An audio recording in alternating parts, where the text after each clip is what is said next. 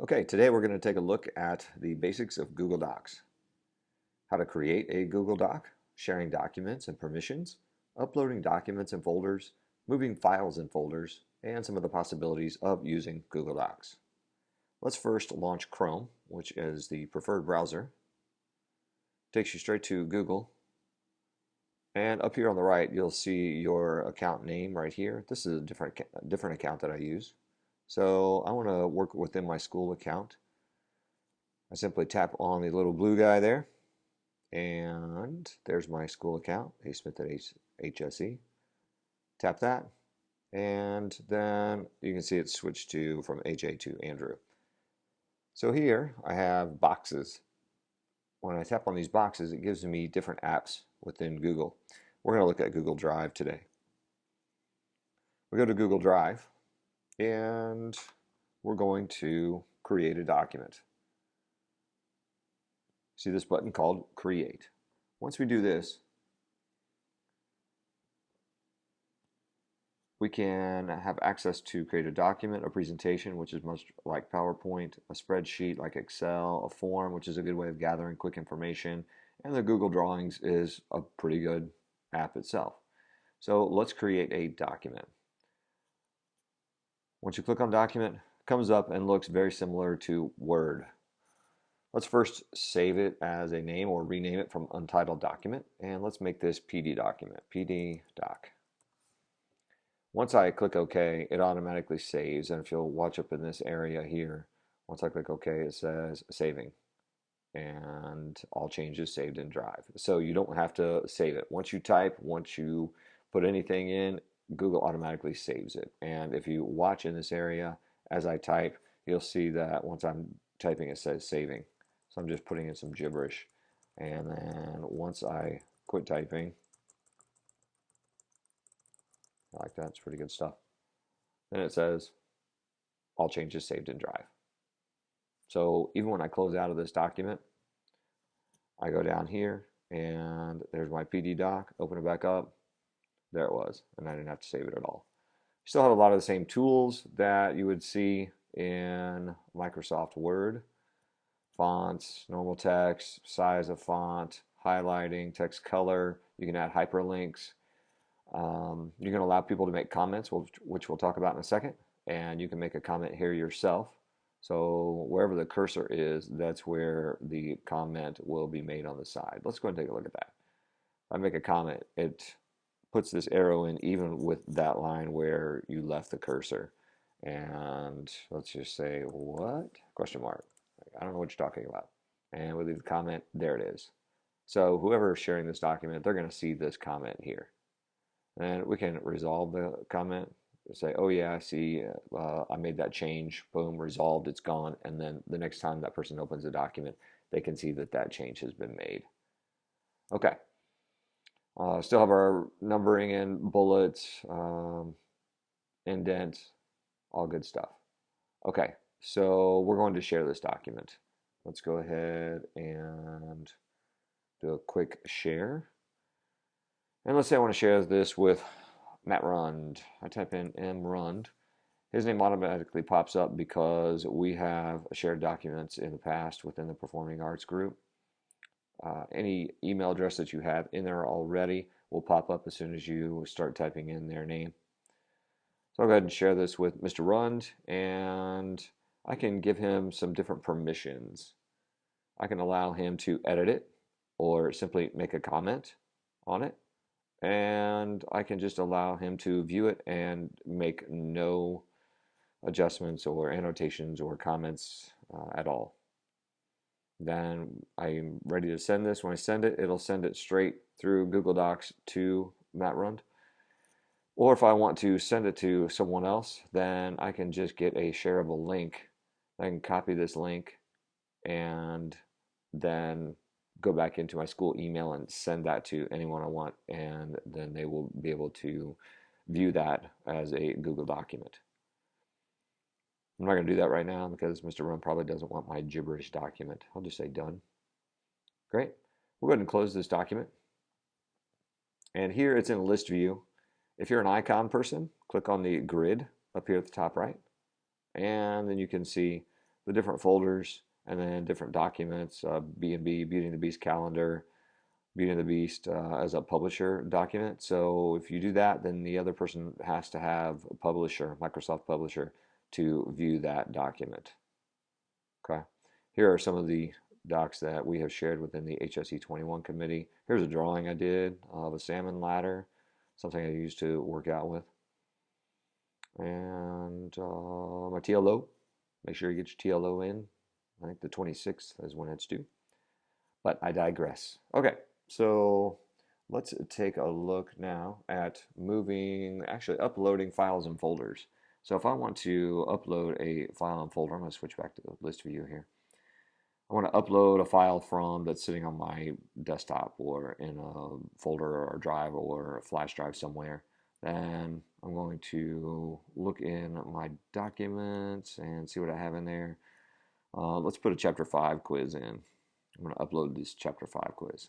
Boom, and done. And it says uploaded.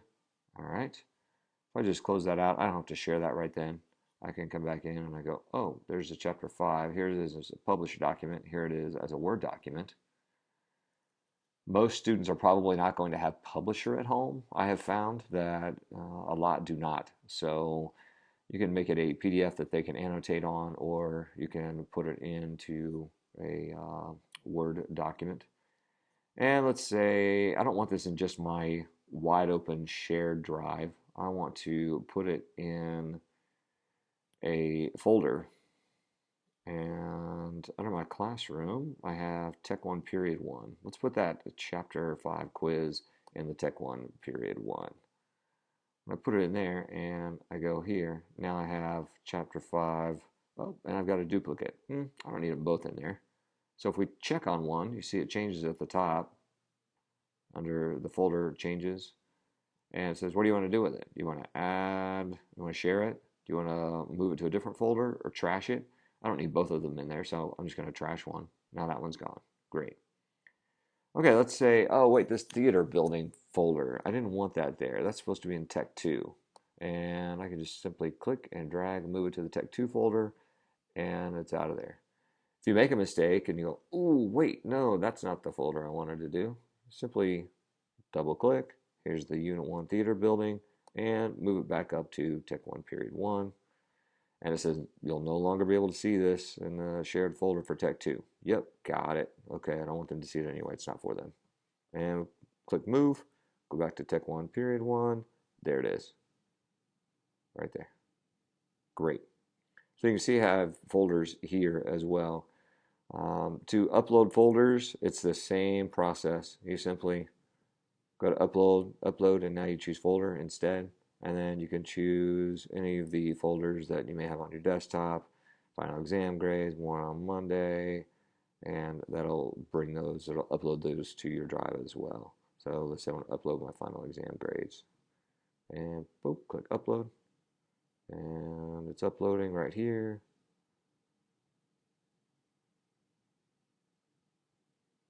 It's moving, moving, moving. 86, there we go, upload complete. I'm just going to leave it there. But, oh man, I uploaded it to my Tech 1 Period 1. Don't want that there. I just want this in my drive. So I'm just going to drop it to my drive, and that'll appear when I double click my drive right here, final exam grades. And again, I have 2 of them, but I've been experimenting, and that's why there are 2. All right. So we have covered that. The possibilities of Google Drive, it's great within departments. It's actually great within the entire school and even the district. Sharing documents with colleagues without using email. It's a really great tool to use for that. Allowing students to share group projects in and out of class. You know, as we move to BYOD, the kids are going to have to work together and not necessarily all be huddled around one computer. They can be sitting side by side in a room somewhere over in the corner and typing in their ideas and commenting and sharing. It really becomes the true collaborative effort. I know group projects is always one of the most difficult things for teachers to grade, you know, who to assign what grade 2 based upon what.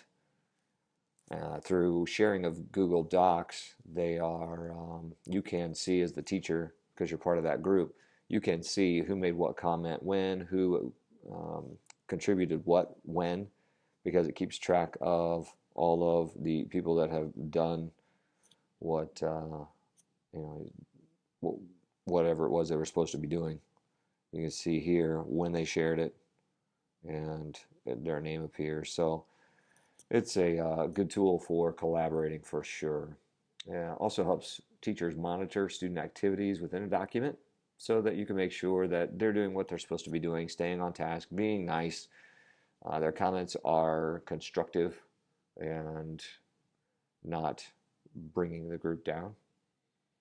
And then it allows you to know who is responsible for each piece of the group project. So it really is a great tool for the students to use as they come in with their own devices next year. And remember, devices aren't going to all be iPads. You're going to have laptops and phones and iPad minis and Chromebooks and whatever they got for Christmas this year, or whatever they get over the summer when they come into your classroom next August. So using Google Drive is a great tool, and Google Docs specifically allows you to organize and put things where you want them and then share those with your students as well. So if you have any questions, please feel free to contact me at any time. Email me.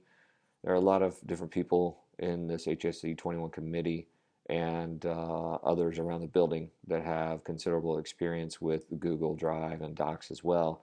Greg Johnson is one of those. He has a Google Classroom. Matt Poisel definitely using it. Darcy Bannett, all these people. Kyle's a Google Doc whiz. All right. Let me know if you have any questions. Thanks so much for participating and being part of the PD today.